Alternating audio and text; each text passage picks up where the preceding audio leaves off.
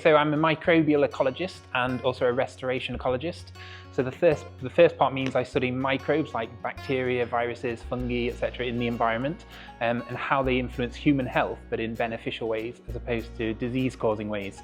So that might be a little bit shocking. Everyone thinks of microbes as those agents that cause diseases, but we actually study them as what we call their salutogenic properties, so that's health-promoting properties. The other part of my job is designing ways to restore damaged and degraded ecosystems. I guess some shocking facts are, someone already mentioned it tonight, that 90% of the biodiversity on the planet lives in the soil. So a lot of our things that we do work towards developing strategies to protect the soil biodiversity.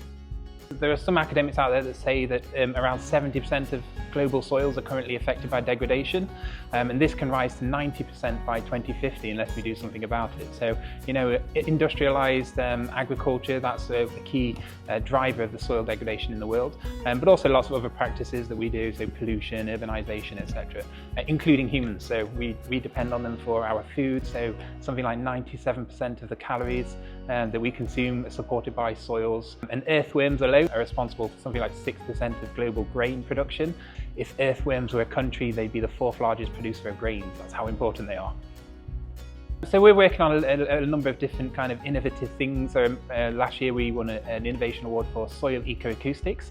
So we're listening to the sounds of the soils to see if we can understand soil health. So that's pretty interesting stuff. So I was lucky to be nominated for this award this year, mostly for my science communication. So I'm really passionate about trying to make that complex science understandable to a broader audience.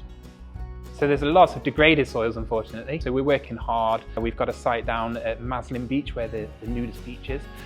We're trying to restore some of the soils there on mining sites. So there's lots of mining, post-mining sites that we're working on trying to restore. So there's something like 80,000 disused mines across Australia. It's quite shocking. I mean, again, it's just bringing attention to a lot of the things that I'm trying to promote in my books and in my talks and workshops and things. So trying to bring people closer to nature or the rest of nature, trying to improve people's nature connectedness. Because when people feel connected to nature, they're more likely to protect it.